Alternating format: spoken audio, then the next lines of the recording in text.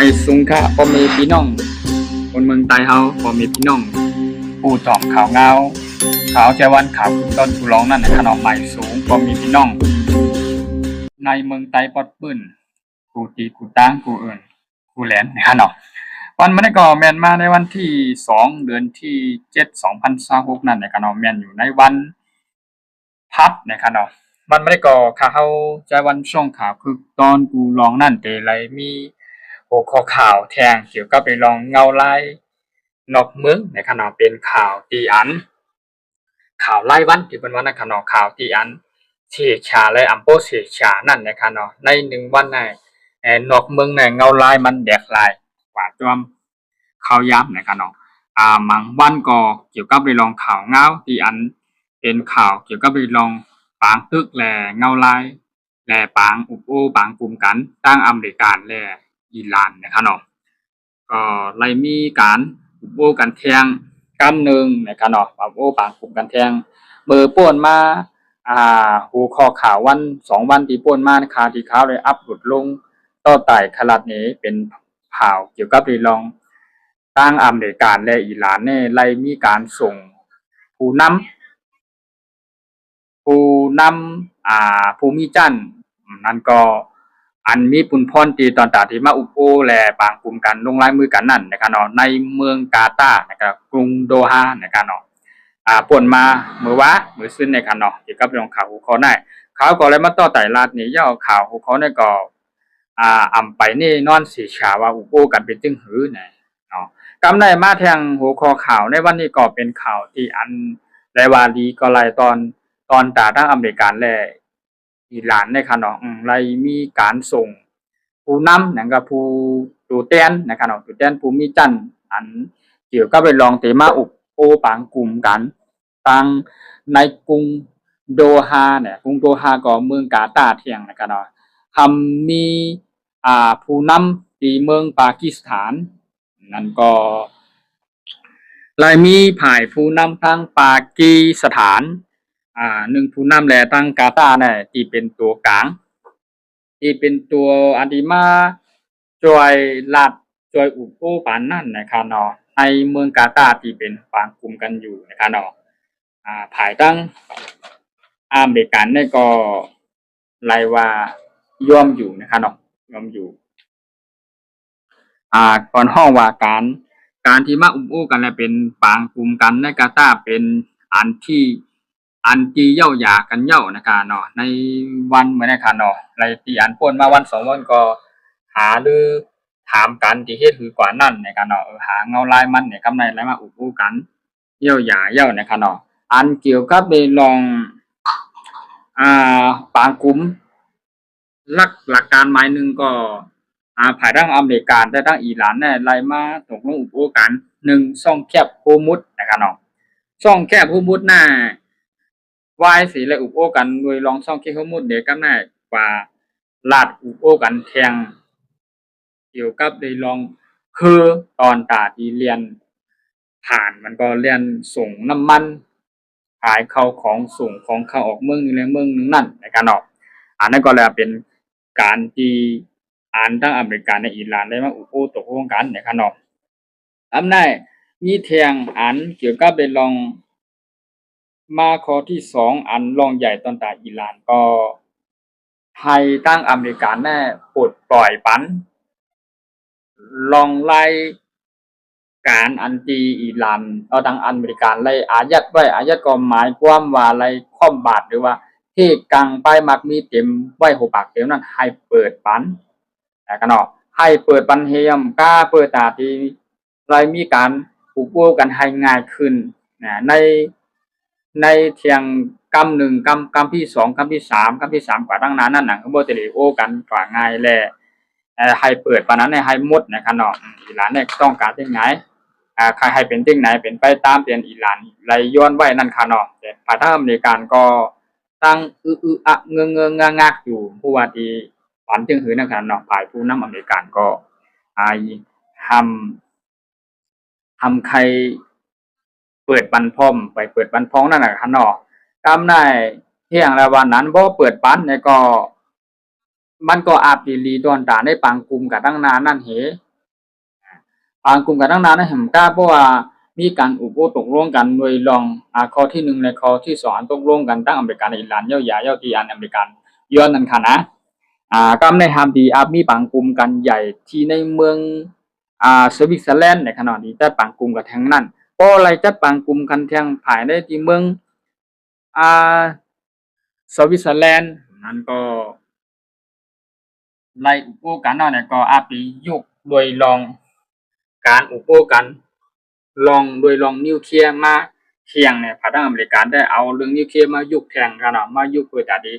เข้าห้องที่บางกลุ่มเลยอุปกันโดยลองแน่นะครับเนาะก็แม่พรรคอิหร่านก็ไล่มาลาดวันไล่กาเป็นสังแต่ว่าการที่อุปกันแล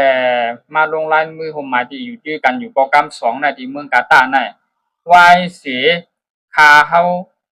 ในเมืองอิหร่านเป็นพี่น้องคาบันกุนเมืองกูกวนวายเสียไลผังคาบตัวตายผู้นำสูงสุดนั่นก็ห้องว่าอายาตอลอคาเมเนอีนะครับเป็นผู้นำสูงสุดเมืองอิหร่านนั่นเพราะว่าเสียไลผังคาบตัวตายมันใจเย่ากว่าเป็นที่เย่าหยาเย่านะก็ที่มาอุปกันแทงในเมือง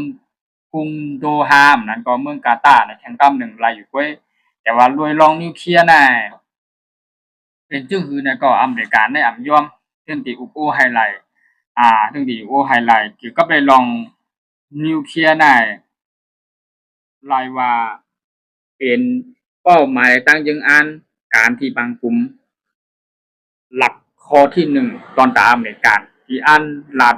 โดยลองในไฮไลท์โอ้ลาดไรก็ลาดแหลมลาดไรก็ต้องใจเอ็นเฮียงกันหน่อยอเมริกันในใครว่าที่ไหนถึงข้าวในอันเป็นตั้งผายผู้นำอเมริกันส่วนห้องว่าเจคุณเจเล็กนะครับเจเล็กคูดเนอร์และสวิกคอปนะครับเป็นผู้แทนวิเศษนะครับผู้แทนวิเศษระดับสูงสุดก็หมายความว่าเป็นผู้นำอันวิจันอันคุมในนาตีคุมกรรมในเอ็นเฮียงกองทัพอเมริกันนะครับเนาะถึงแม้ว่าอะไรมาโฮมเขาในปังกลุ่มกำไนแต่ว่าอะไรสูงตัวเตี้ยนฝ่ายใต้สร้างอันนี้ฝ่ายใต้ก็เลยมาอุปโจมตั้งเมืองอิหร่านก็ไล่เอาตัวเตี้ยนอันภูมิจันทร์สูงสุดเข้ามาอุกแต่เอาอันเป็นลูกน้องเข้ามาส่งมาอุกไว้นะครับเนาะแต่กำไนฝ่ายทั้งอเมริกันนี่ก็ไล่มาดาดโดยรองเป็นผู้เป็นคุณเจนนี่แบงค์นะครับเนาะเป็นรองประธานที่ปฏิของเมืองอเมริกันนี่ก็ไล่มาลาดถึงมันก็มีความที่อันไม่ใจตอนตาโดยลองนิวเคลียร์อิหร่านเนี่ยมันไปเย่าไปโตนะครับว่าเนาะโตเลยโดยลองนิวเคลียร์เนี่ยพอไปเย่าไปโตในถึงว่าจะเป็นปางกลุ่มจึงคือกันก็เย่านะว่าเพราะว่าโดยลองนิวเคลียร์อิหร่านเนี่ยไปไล่หน้าใครว่าเป็นตั้งไม่ใจเป็นตั้งไม่ใจจึงคือหลานในข้าวยามช่วงที่อันตั้งอเมริกาในอิหร่านเนี่ยบ่แม่นกันมาข้าวยามหึงหิมกาก็ในไรมีปางตึกโทนะซึ่งหลอดดึกกันมาข้าวยามหึงอีก1กำไรเป็นการโอ้กันที่นำปาดข้างที่1แล้วก็มันโอ้กันที่ปอกที่2ในกันเนาะพอปอกที่2มาในก็ใจว่าตีโอ้กันโดยลองผู้ปากเต็มเพราะว่าแน่ใจ50แน่ใจ50ค่ะเนาะมั่นใจ50มั่นใจ50น่ะเนาะว่ามันสิเป็นไปตามที่อันเฮาตกลงกันก็อย่าผิดด้วยหันไกลด้วยที่อันมือป่วนมาอุปโอกันในที่ไรหมอก2อาทิตย์ไปถึงดีนั่นกำในภายทั้งอิหร่านในไรมีการเฮ็ดการปล้นหรือก่อนเฮ็ดการปล้นหรือในปักเปิงอันในตกลงกันไว้ก่อนที่อย่างในวันนั้นไรใจตรวนหรือใจหมากหรือยื้อคือสินค้าเนี่ยคืออันต่างเข้าของเมืองสิงคโปร์นั่นที่ธงชาติสิงคโปร์นั่นก็ไล่ว่าภายทั้งอเมริกาได้ไล่ด้วยว่าอิหร่านได้ปล้นแปนความมันหมายอันในตกลงกันไว้เหก็ไล่มีการตอบโต้ยื้อกันหายกันทั้งกำนึงเนี่ยปล้นมามือ3-4วันในคณะทั้งอเมริกาได้ก็ไล่ว่าสั่งสอนก็เปิดว่าอิหร่านเนี่ยถ่อมความในปล้นแปนในข้อพักเปือนตกลงกันได้ก็อิหร่านก็ญ่าอเมริกันเนี่ยใจอินแห้งนาซูเข็มก้าใจถ่ายคือวินตึกตั้งโดยการหันตกลงกับที่ฐานทัพอเมริกาในคณะแต่ว่ากวยน้ำเล็ดเทเหมือนกันคณะ หอยนำกาการในกูเลยมีเป็นปอกนั่นปอกที่2ปอกที่3แน่ขุนจีนี่แป้งจีขุนจีนี่แป้งของปัดรองประธานาธิบดีของเมืองอเมริกาแล้วก็แลาดว่านั่นแหละ50ที่มาอุ้มโอ้กันนะก็ไปเสียชานะครับว่าเป็นจึงคือก็เอาเอาเอาเป็นว่าการที่อุ้มโอ้กันนะก็เฮายุกยองยุคตักเปิงโดยรองการที่เฮอดีเรียนกว่าเรียนมาเหมันก็การที่อันที่มีตั้งรถแล้วตอนตาขวันกุนเมืองอันที่ใจคือเรียนกว่าเรียนมาในช่วงแคบอะไรพวกมุดนั่นเอานั่นก่อนนะครับว่าเนาะปลายตั้งโดยรองนิวเคลียร์น่ะดีอาบมาอุบกันแทงกำหนึ่งไปเย้านะตอนตามรายการแต่เต้นอ่ำยอมใครมาลัดโดยรองนิวเคลียร์อยู่แต่ว่าอิหร่านเนี่ยก็ตึกทางไปทางก็ตึกถอยหน้าถอยหลังอยู่ไปตกลงนั่นกันไปใครปันอเมริกันได้อะไรมาสั่งความให้หยุดการสร้างนิวเคลียร์เนี่ยว่าอย่างไรวันนั้นในอเมริกันก็ใครล้อมบ้วนว่าใครล้อมกัวใครล้อมบ้วนว่าปล่อยมันไล่เนาะตอนหนังทำไปเฮ็ดนิวเคลียร์ไรโหปากเต็มหน้ามันบ่ให้เฮาแฮงต่อเฮาเนี่ยนะครับเนาะมันบ่ให้เฮาแฮงต่อเฮาเพราะว่าเฮ็ดนิวเคลียร์ไรน่ะมันสิเป็นตื้อหือหลานนึงชั้นที่หนากว่านักกว่าเก่านะครับเนาะกอบในสิแลภายทั้งอเมริกาน่ะบ่ใครมีการไว้วางใจในอิหร่านค่ะนะกับในอิหร่านก็เลยมาละแทงกำนึงว่าใครให้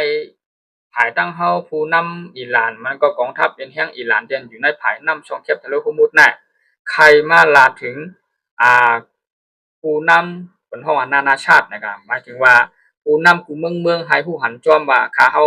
ที่อันมีนาตีปุมพรเข็บกุมกำในนำช่องแคบทะเลฮอร์มุซน่ะให้มันเป็นไปตาม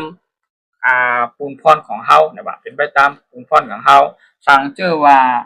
มีความจำเป็นเนี่ยความจำเป็นก็หมายความว่าสั่งเจอว่าโลเฮ็ดและหลุดตึกเต้แล้วก็เข้าเตรียมถามต้องถามย้อนไผเข้าดีใจในปุนพรแด่ความที่สั่งของผู้นำเอ็นแห่งในตัดสึกภายนำเฮาได้ก็จัดการนำเดียวเนี่ยหมายความว่าเพราะว่า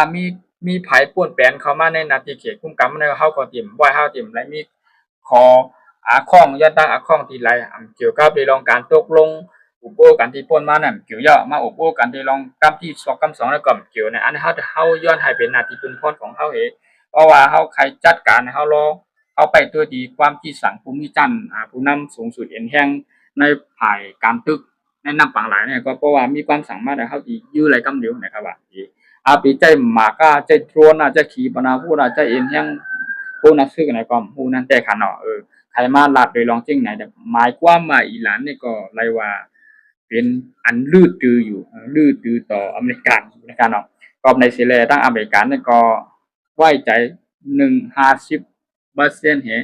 ไว้ใจ50%กันนั่นกุ้ยเนี่ยตอนหนังที่พูดมา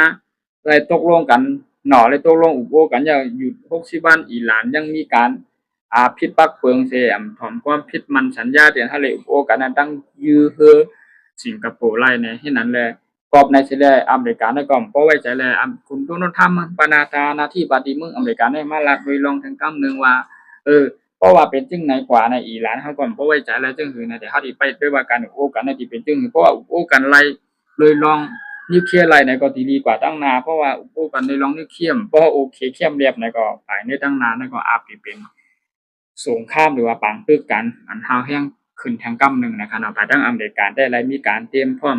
กูเจกูมิวบาลักนักป้องกันหมากมือจินยามถ่ายตึกในนำถ่ายตึกหนึ่งกลางหาไปตึกตั้งหนูดินก็มีการเตรียมพร้อมไว้อยู่นะครับก็ในอเมริกันได้ก็อะไรมาบุญมีทัดสังที่ว่าอยู่เข้ายามอันเฮาเลยมีปังตึกกันตั้งอิหร่านเนี่ยก็มันแยบนะมันแยบปลายบุญเอาออกมันก็ต่อตาดีมันก็ขัดใจเฮ็ดไว้แต่เฮาฮู้ไงเฮาฮู้จอมไปลองบางเมียวที่เฮ็ดหมักมือจุนย่ำหลักหนักแล้วขีปนาวุธอันห่ำไปไล่หันตัวเต็มตัวนั่นไปไล่กดทับเจ็ดตัวไรนั่นมันตีมีแต่มันไปออกมาเปี้ยนะกอบในเสียแลอเมริกาเนี่ยก็ใครเอาโดยลองนิวเคลียร์มาลัดโดยลองนิวเคลียร์ว่าเป็นการปังกลุ่มกันโปรแกรม1โปรแกรม2เนี่ยก็บ่มากโปรแกรม2แล้วก็ที่เอาเข้ากว่าลัดในปังกลุ่มเนี่ยให้มันตกลงกันยาวๆโดยลองนิวเคลียร์น่ะโอ้ตกลงกันโดยลองนิวเคลียร์ยาวเนี่ยกับสังหลาในตั้งอิหร่านก็บ่ใครตกลงกับบ่จึงหือหลาในเพราะว่ามีการได้ตกลงในลงลายมือยาวหมายความว่าอิหร่านน่ะเฮ็ดอำลายยาวสร้างอำลายยาว เพราะว่าเปิ้นว่าสร้างอะไรตา5ลูกนั้นมันหาย7ลูกเพราะว่าสร้างอะไร7ลูกมันตาบ10ลูกนั้นน่ะป่นแปนขออันตกลงแล้วมันหมายที่อเมริกันห้ามไว้นั่นกันน่ะเพราะว่าอเมริกันห้ามไว้แล้วถึงเฮ็ดเอาไหนก็หมายความว่าป่นแปนอ่าป่นแปนในความที่สั่งและป่นแปนในข้อตกลงมันหมายกันไว้ให้ก็อเมริกันแน่ที่มีบุญพรยกปานอิหร่านได้เลยเต็มปีนะคะเนาะบ่สั่งอะไรประเทศนั้นก็มีบุญพรที่ส่ง ภายทั้งอันที่มาเจ็ดกดทัดด้วยในเมืองอิหร่านในมันสิมีขนาดเนาะมาเจ็ดกดทัดได้ว่าสร้างนิวเคลียร์หลายๆลูกสร้างหมากมือจื้นย่ำหลักหนักกองกลางก็คือสร้างในจ้อมันเขาปักปึงตามไม่ปันก่อนั่นน่ะว่าจึงว่าภายในปีนี้สุดเลยเฮ็ดชีปนาวุธ50ลูกนั่นแหละนั้นก็เพื่อวินตึกสุดได้ซื้อมาดีเฮ็ดเอาจึงหือก็อยู่ดีสูไลเตรียมปันป่น50ลำนั่นก็เพื่อภายตึกแนะนำก่อนปันป่น2ลำนะครับ เคสขีปนาวุธนะก็อ่าตั้งไกมันน่ะดียื้อไรหมอกปันป่นไรหนึ่งเหงลักไม้ทะเลก้อยบ่ยอมกว่านั้นใครเฮ็ดก็เฮ็ดก็เป็นหังบอกนายกำนายเฮ็ดนิวเคลียร์นะก็เฮ็ดไรอาปีเฮ็ดไรอยู่แต่ว่าโป้ลุยลองนิวเคลียร์น่ะอีอเมริกาเนี่ยต้องต้องให้อิหร่านเนี่ยบอกกูกำว่าเฮ็ดนิวเคลียร์เกิดลุยลองอีหัง ที่อยู่ตั้งไกลมันรายการหือเนี่ยต้องฮู้ต้องกดทัดจัดในไฮไลท์ในขนาดภายทางอเมริกาได้หมายความว่าเป็นหูปากเต็มขอความในจึงไหนแต่ภายทางอิหร่านเนี่ยก็รวยลองนิวเคลียร์นั่นแหละเพราะว่าอะไรตกลงกับเจ้าไหนมันติมีอเมริกันภายนาทีจะมีปุนพรของอะไรไปกดทัดจัดด้วยนั่นน่ะมันเต็มทางเฮ็ดเต็มทีนะขนาดหมายความว่าเพราะว่ามือปั๊บเนี่ยก็อเมริกันในมัดนิ้วมือไว้จอกขึ้นไรนะขนาดอิหร่านนั่นก็ไรกูก็เป็นจึงไหนภายดังอิหร่านนี่ก็ไล่ล้อมบ้วนด้วยว่าที่คือนั่นน่ะก็ได้ผายผู้เข้มลงมันก็มีอยู่รู้อิสราเอลนะก็มีที่ยงอ่านไว้ที่ต่างที่จัดการอยู่แล้วเพราะว่าอเมริกันในตกลงห้ามอิหร่านนิวเคลียร์เนี่ยกำหนดปันว่ากันนั่นก็ได้ไรในอิสราเอลก็ดีใจค่ะนะเพราะว่ามันเป็นผู้เข้มลงต่อการโหปากเต็มค่ะนะสองเมืองน่ะอิสราเอลน่าจะไล่ว่ากูอยู่เพราะอิหร่านเฮ็ดนิวเคลียร์ไรเต็มปีนะ เมืองอันที่อิหร่านที่ใจนิวเคลียร์ใจตามเตือนตามชุดก็เป็นเมืองอิสราเอลนั่นนะเมืองที่อันมีผู้นำเป็นจามเนทันยาฮูนั่นที่เป็นเมืองอิสราเอลอยู่ในวงล้อมของเมืองมุสลิมหรือกาลาตั้งหลายนั่นแต่ว่าบ่ภายในเมืองอิสราเอลได้เพราะว่าภายในเมืองเล็กๆอันอยู่จับแดนดินจับการเมืองอ่อนเมืองอิสราเอลจนได้อันทู่หังคะพักกับน้ำพิษอิสราเอลก็ป้อค่ะนะห้ามเตได้ว่าอย่าไปว่าตึกผายดังหรือกาหาว่าตึกผายดังดินผายดังน้ำเจ้านะก็เลือกจีละเพราะว่าหมอกเอ็นแห้งบ่ใหญ่ได้อยู่เจอในเหรียญดินจับเหรียญดินก็เป็นเมืองบ่ใหญ่เนี่ยจับอิสราเอลแต่อันเป็นเมืองหลวงมันเลยอันแห้งของทัพใหญ่หลวงมันของไข่เกี่ยวปีไข่เกี่ยวก็ในลุยลองนิวเคลียร์ทั้งอิหร่านในเมืองอิหร่านในก็น่าก้อยกองทัพอิหร่านเนี่ยรายว่าเป็นลูกปีใหญ่ของเลบานอนน่ะฮิตบอลลอฮูตีเนี่ยจานเป็นกะลาโอ้โหเนี่ยมันเป็นลูกปีใหญ่มันนะคะเนาะมันเป็นทำเป็นเจือกก็เป็นเจือกเส้นหลงนะขนาดเนาะสูงมาปันไต่มาปันหมักมือจืนย่ำหลักหนักของกลางกุ้มเมียวเอ็นแห้งกุ้มเมียวนะขนาดเนาะอยู่ทั้งหลังมันอิสราเอลเนี่ยก็ไล่ตัวว่าพวกอิหร่านเฮ็ดนิวเคลียร์อะไรหัวปากเต็มก็เลยว่ากูอยู่คณะฝ่ายทั้งอเมริกันได้ตีมองว่าเฮาคาเป็นผู้นำกำผาในเฮาคาใครเฮ็ดให้มันเกี่ยวกับไปลองนิวเคลียร์เนี่ยมันเป็นอาวุธหรือว่าหลักหนักอันหาแห้งนะครับอันเป็นเพหลงพรจ้าหลงมันก็ว่าอะไรใจกว่าแน่มันติเฮ็ดให้คนตายนับหูหมื่นหูแสนหูล้านมันในขนาดเนาะมันมีพรดีตอนตายกูเมืองการใช้นิวเคลียร์ในอเมริกาเนี่ยที่มีความมุ่งมองมุ่นหมายว่าจังไหนแต่พาดังอิหร่านแน่แท้ที่มีตั้งวนอยู่บอกว่าพวกก็เฮ็ดนิวเคลียร์หลายนะเพื่อที่เป้กินเกาเด้มองได้พวกก็มีนิวเคลียร์ให้หันมาเป้กินเกาเยอะแต่บ่ในตั้งวนหรือป้ายวนทัดสังด้วยอเมริกันในทั้งอิสราเอลจะได้เบิ่งก็ดีวนนั่นน่ะเมืองไหนที่วนว่าเพราะวันเฮ็ดแล้วแต่มันกูภัยตอนนั้นมันไปเฮ็ดนิวเคลียร์หลายมันบ่แข็งก้าวมันบ่ให้ต่อพุติยามันกูภัยเนี่ยมกนายก้อยเนาะทางอเมริกาได้มีไปวนทัดสังมันมีได้จริงไหนภายทั้งผู้นำกูเมืองแต่กลุ่มภายทั้งผู้นำกูเมืองแต่ใครให้มีความมั่นหมายกันที่มาอุโอกันแล้วก็ให้ช่วยกันเกี่ยวกับเรื่องการที่ใจคือกว่ากันมาแนะนำทันที่ช่องเขียนข้อมูลเนี่ยแล้วก็ให้ช่วยกันภ ายเจ้าหน้าที่มีผลพ่นเมืองและหายจอยกันกะเก็บหมากแตกหมากอันหางไว้อันอิหร่านหางไว้ในน้ำปังหลายนั่นน่ะคือบ่ได้กว่าง่ายไปล้มนั่นน่ะใครหันจอบจริงน่ะอยู่แต่มีอยู่ที่เมืองเดียวนั่นที่มาเข้าห่มก็เยอรมนีเนี่ยก็หลายมาการมาห่มเข้าห่มเลยมาลาดว่าย้อนเข้าห่มเรื่องง่ายนะครับว่าก็เปิดในสิละอิหร่านน่ะมันมันปิ่นตั้งหลังมือเป็นหน้ามือในขนาดเนาะหลังมือเป็นหน้ามือไหนว่าปิ่นมาไหนกำมันสิสุกยุ่งหมดเนี่ยมองหน้ากันเนาะร้านเนี่ยผัดไปก่อนบ่ค่อยไว้ใจอะไรก็ไงถามว่าเป็นเมืองหลวงมันเป็นเมืองหลวงมหาอำนาจมั้ยมหาอำนาจอยู่เป็นมีหลักนักของกลางนะมือจื้นยามอันหาวแห้งและอันไปแจกกดทัดด้วยหลายโอ้โหบาดเต็มแล้วก็เป็นนิวเคลียร์กันนั่นน่ะก็รุนแรงสิแลเกี่ยวกับได้ลองการกันทั้งอิหร่านและอเมริกาในกรุงโดฮาแห่งเมืองกาตาร์กำปอกำ2นั่นก็ไล่ว่าเป็นอันที่กูเมืองกูผู้นำเอ็นแห่งศึกกูไม่เมืองในกำผาหลายๆปักตาตัวอยู่ว่ามันสิเป็นกว่าจึงคือไหนต่างเจอลาดโดยลองการอุปโภคกันในปอกำ2นั้นมันดีขึ้นกว่าแล้วก็ได้มีการปรับปรุงอุปโภคกันแทนที่เมืองสวิตเซอร์แลนด์แห่งกำนึงแต่ว่าอเมริกันเนี่ยจึงคือเนี่ยก็สิยุกเอาข้อความหลักนำปักเปิงไม้นึงนั่นก็นิวเคลียร์ที่มาลาดโดยลองในไฮไลท์เปิดตาได้หยุดอิหร่านไล่ให้อิหร่านเนี่ยขึ้นโดยลองนิวเคลียร์ในไฮไลท์ในผู้ว่าอิหร่านเนี่ยที่มีฝ่ายบ้วนจึงหือว่าที่ยอมจึงหือนั่นเนี่ยก็ไปตัวยแต่ข่าวเงาคือตอนยำตันนะครับข่าวใจวันช่องข่าวคือตอนกูร้องนั่นมีข่าวเงาจึงหือใหม่ๆนะครับก็ที่มาอัปเดตลงปั่นปอมเมพี่น้องของเขาหนังคือปอมเมพี่น้องคนเมืองไต้ปอดปื้นพี่น้องกูเจ้าคือผู้อันสนใจถ่อมข่าวเงาคือตอนยามตันนั่นน่ะเกี่ยวกับไปลองข่าวเงานอกเมืองเงาลายนอกเมืองว่าสิเป็นความอังกฤษก็ย่อเป็นความไทยก็ย่อเนี่ยเขาช่องใจวันของข่าวคือต้นกูร้องนั่นก็ได้แล้วเป็นภาษาความไต้เหมาโต้ไต้ไทยรัฐนี่เปิ้นภาพอันปอมเมพี่น้องของเขายินโจมขอบใจอย่านำค่าเนาะอย่าลืมเข้าไปกดไลค์กดแชร์ติดตามปันข่าวกดหินปันข่าวบ่จะได้ติดตามข่าวสารคือตอนยามตันนั่นข่าวใจวันช่วงข่าวตอนกูร้องเนี่ยก็ยินโจมขอบใจปอมเมพี่น้องของเขาใหญ่นะผู้เจ้าผู้ตนผู้ป้าย้อนให้อยู่ดีกินหวานกับเย็นผู้ใจทรงเบิ่งทำฉานะคะเนาะทำในก็